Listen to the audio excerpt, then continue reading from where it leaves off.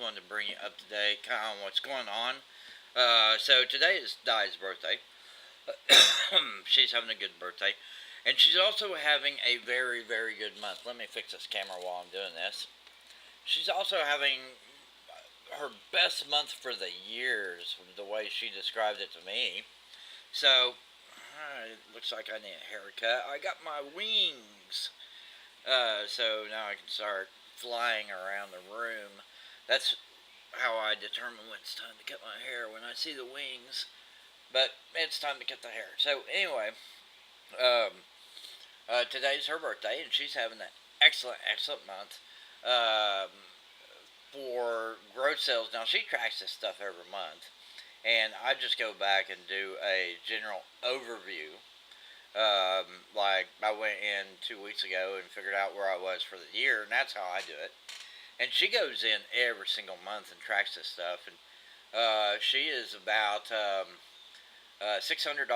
from her target this month. She's got one more day to get there, and I don't know if she will, but she got awful damn close. Okay, so that's how we do things. That's how we track things. And so I look at trends over several months. She looks at trends pretty much on a weekly basis to see where she's at and where she needs to go. And it could be because I pull in a lot more money than she does, so that's the reason I do it differently. However you do it doesn't matter as long as you do it. I generally, I count against the year. She counts because she needs a certain amount of revenue to match her financial goals for the month. And as long as I clear a specific dollar amount per year, I'm good. I'm actually, this year, believe it or not, I am actually 18% over last year. So, a perspective thing, I've done six figures for the last 4 years. Now, it's not high six figures. I'm not making $500,000 a year, but I am in low six figures, and I'm up 18% over last year. But it's not my best year so far. I've had 2 years better than this year, and and when I say that, that's based on me continuing forward at the level I'm at right now, because I ran the numbers July 20th, and that's just over halfway into the year. So that's assuming that the rest of the year performs as well as the first of the year. So that's kind of where we're at. And I want to talk to you about that for just a moment. But the other thing is this: what we're doing here, this elite program. It's more about sitting in the boardroom, seeing what we're doing. And so I wanted to give you an update on exactly what we're doing here. Um, Di, she is doing a little bit more PLR this year. Um, she was explaining to me just a couple days ago that there's been twice in the last couple years where she had to revisit where she was in her business and where she needed to go. And the last time around was just a few months ago. I think it was in April when her hard drive crashed and she lost um, all the work that she had done up until that point in time. And she keeps everything on external hard drive so she can take it from her desktop to her laptop and whatever. But she'd lost that thing broke, and she was unable to recover any of the information, so she had to rethink her business. And so up until that point, I was able to provide her copies of everything that she had sent to me over the last year, but that's all she was able to recover. So in her worldview, she needed to change where she's going with her business. So uh, we had been hearing a lot of people talk, and this is a funny, funny thing, and Sue knows this. Sue's in the group as well, and she knows this, that people with, we've got the Book a Day program, we're providing templates to people so they can build their own books. And a lot of you are taking great advantage of that and turning it into profit, turning it into a whole lot of books. But some people, it's too hard or whatever. I don't know. Maybe it's too hard. Maybe it takes too much time. Maybe they struggle with the technicalities of working with a word processing software. I don't know what the issue is.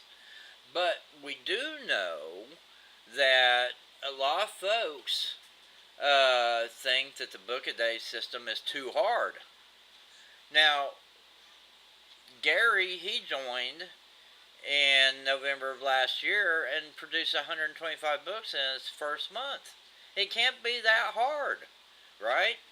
Um, I ran posts the other day in the main group, and somebody published their first book within 48 hours of buying into the program. It cannot be that hard, people, right?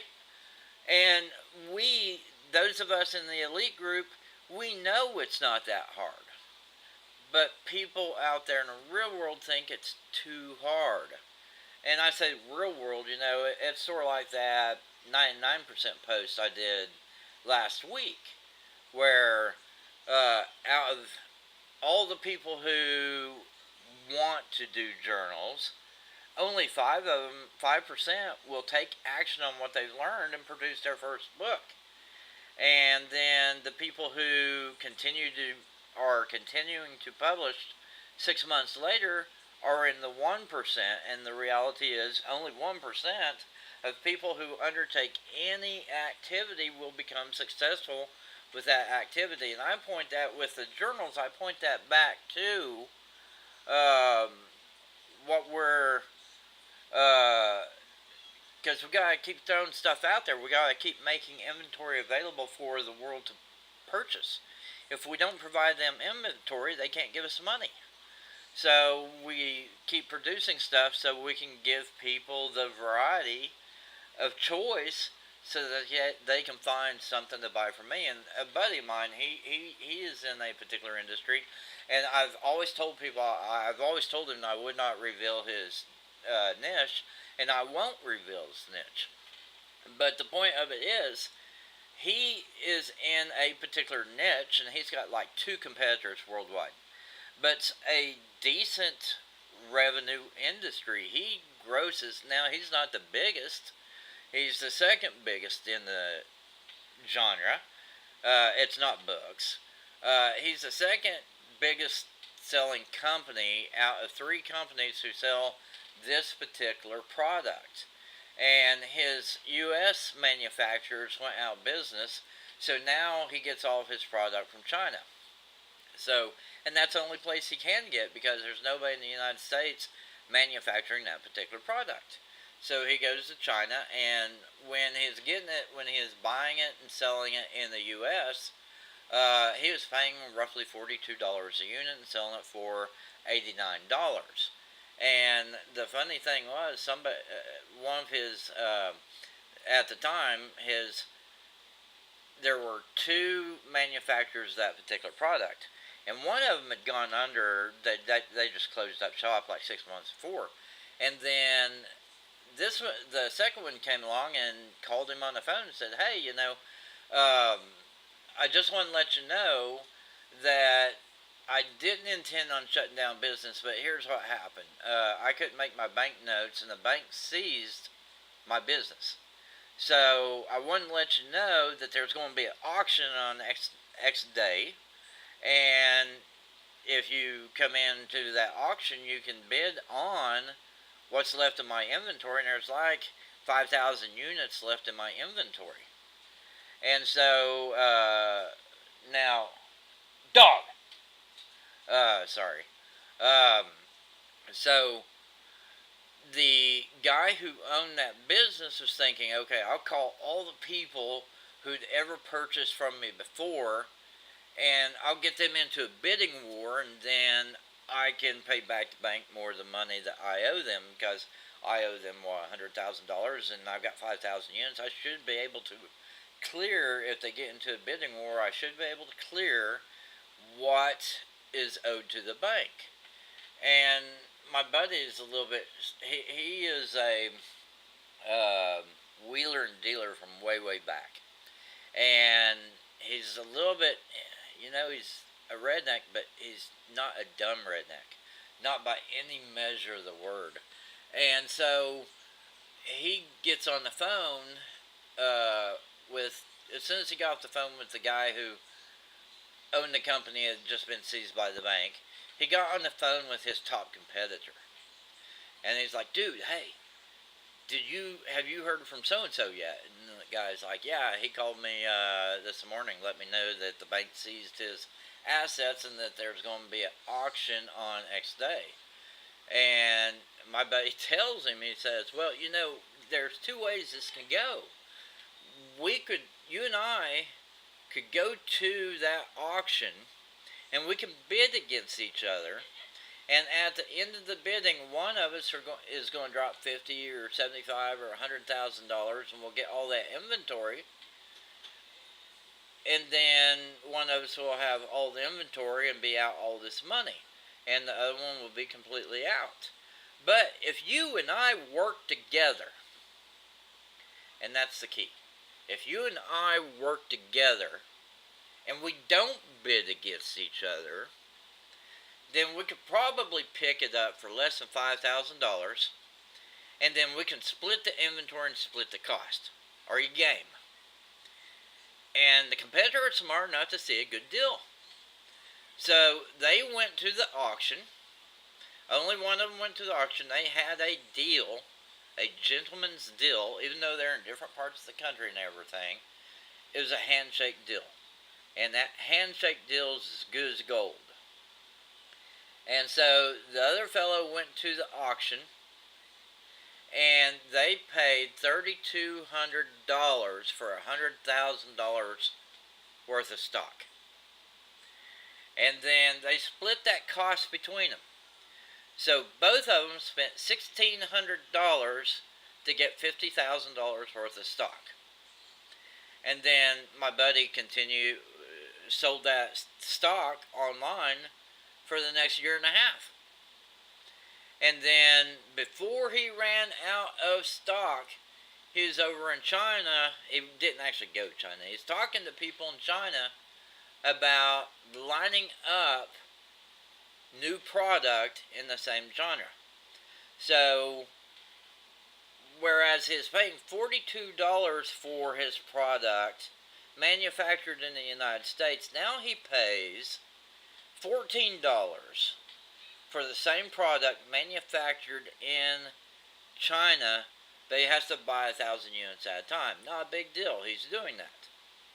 So I made one suggestion to him, and so now he's got an upsell also. So he still sells the product for $89 on his website, and he's got an upsell that raises the cost to $139, and that upsell costs him $2. So it's $14 to get the main product, $16 to get it with the upsell, and he can make either $89 or $139 when he sells that product. Now, I've gone a long way around, so I'm going to shorten this video, and I'm just going to finish telling this story, and then I'm going to shoot another video. Because the other thing I want to talk to you about is a little bit more lengthy. So, in my buddy's case, he is one of 3 people in the United States selling this particular item. Now, one of his in fact, both of his competitors, they have a real simple business plan. They want to put up one website, put up all their products on that one website, and then market the crap out of that website. Okay? And I think you might see where I'm going now with telling this story in the first place. So, they each have their own website, and they spend a lot of money to get traffic to that website. They spend money on SEO, they spend money on traffic, they spend money on advertising, they spend money on link building so that they can rank well in Google, and they just go through the entire process. And they have beautiful, awesome websites. And the number one competitor in the niche, the only reason why I think, although I don't know, that he sells more volume than my friend is because he's got a particular product Now, he's got all the same products my friend has, but he's got one more product that my friend cannot get a hold of. And he probably could get a hold of it if he wanted to go through the effort and source it from China. But, my friend doesn't want to do that particular product. So my friend doesn't do that product. The other guy does. And that allows him to make a bit more money. So the other guy sells a little bit more because he deals with a particular product that my friend does not deal with. But here's the thing. My friend is a smart guy, He's not dumb redneck by any measure. So, my friend, he doesn't spend money on SEO. He doesn't spend money on much advertising. He spends a little bit of money. He runs videos on Facebook once in a while just to kind of put himself out there and get people thinking about his product line, but without actually promoting a single product. So he is just like top of mind stuff. And he kind of figures that as long as you're thinking about it, when it comes time to buy, because when he hits you with an ad, you're probably not in a buying mode for that particular product. He thinks that the advertising is more just to set it in people's mind and let it stir in their brain and percolate a little bit. And then when they're ready to buy, they're going to go to Google and type in the name of his product line and then find a website from which to purchase it. Now, this is where my friend is absolutely stunningly brilliant. And when I first met him, I'm like, and I've been doing SEO for a couple of years, and I was like, dude, you ought to do SEO on your sites. He's like, no, I don't need to. And he's absolutely right. He doesn't need to, and I'll tell you why. So he's got, and every one of his sites are e-commerce websites. So he's got a system built where you go in, you put in your credit card, you use his merchant account, the money hits his account immediately, and then he ships out the product. And with his particular thing, it's $89 or $139, and he will give you free shipping. So, because he knows his margin is wide enough to cover that shipping cost. And so, with his particular thing, instead of focusing on SEO, he focuses on being the biggest competitor in the market. And what I mean by that is the number one seller in this niche, you type in a keyword, that number one guy is usually 1, 2, or 3 in the Google search results. His other competitor is usually somewhere between 1 and 10 in the search results.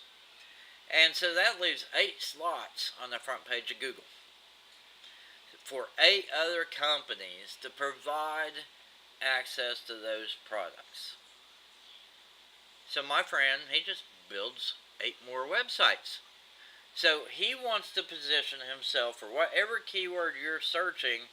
You can find his number one competitor, that's fine. You can find his other competitor, that's fine. But there's an 80% chance you will buy from him. And that's the way he's built his business. So he doesn't spend a lot of money on advertising. He doesn't spend any money on SEO. He doesn't spend any money on traffic. He simply builds more websites. So he spends $10 a year to buy a domain, and then he's got a dedicated server, and he has a script that mirrors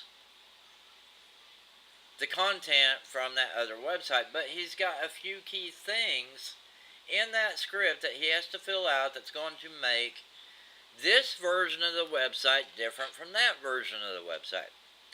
So he will be targeting XYZ main keyword. And then, so he is going to fill in XYZ main keyword, and then he's going to put a few synonyms in there. And so he's purchased 8 sites, and he's putting up 8 mirrors.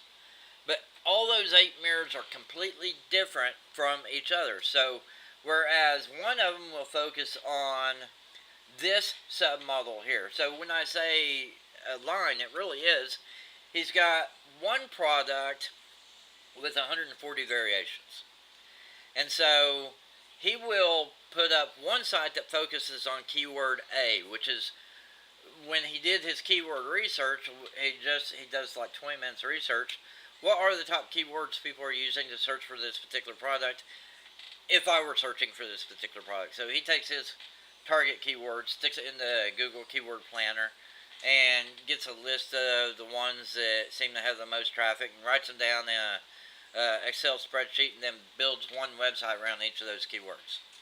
So the first one's XYZ main keyword, and the second one's ABC main keyword. And so he's building one website around this keyword, and then he's building a second website around the next keyword. But they're similar keywords, but they're different keywords. And so the way it works out is when people go to Google and they type in whatever his product line keyword, they're going to see a wide variety of websites. And 8 of them are his. And there's an 80% chance they're going to buy from him. And he makes about $800,000 a year profit doing this.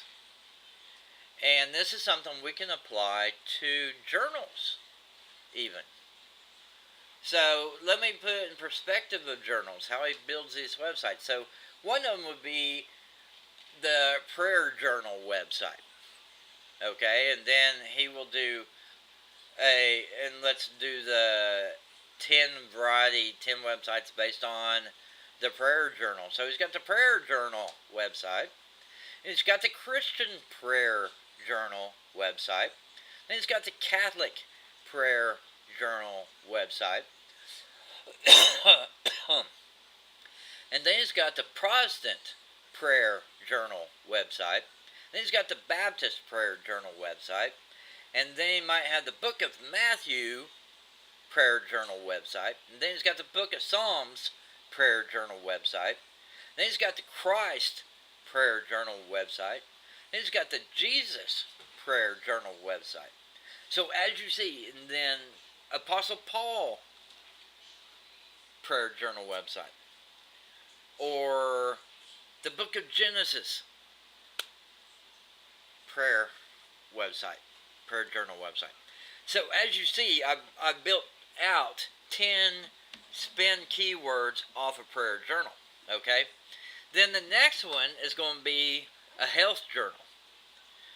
But we know that people aren't looking for a health journal. They're not saying I want good health. They're like, I have to fight this particular illness. I've just been diagnosed with diabetes, so I need to combat that. So now we do the diabetes journal.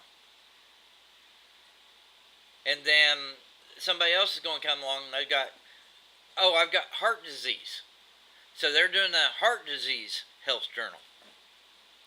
And then you got somebody with high blood pressure, and they're doing the high blood pressure prayer journal. Okay? And so we can fill that on out, and we got the diabetes, and we got the high blood pressure, and we got the heart disease, and we got the anemic, and we got the what's the word I'm looking for? Allergies, and then we've got the maybe we got the thyroid issue, and so there's a whole. And then on the mental health side, we got anxiety, depression, bipolar, self-esteem, and so we got a whole lot of different things there as well. And then we flip on over and we look at the good eating. Then we got coconut oil, and we got beef and chicken and greens. And so I think you see where I'm going here. So this is all premised upon the product that I'm getting ready to release. So when I release that product, I'm going to make it available to all of you who are in the Book a Day Elite coaching program, so you won't have to go buy it. I'm just going to give it to you guys, okay? But this is one level of what we're going to talk about inside that training product. And the training product is tentatively called solution-based journals. But there's more I need to talk about on this topic, and I don't want to drive this video too much longer, so I'll go ahead and wrap this video right here, and then I'll be back with another video really soon.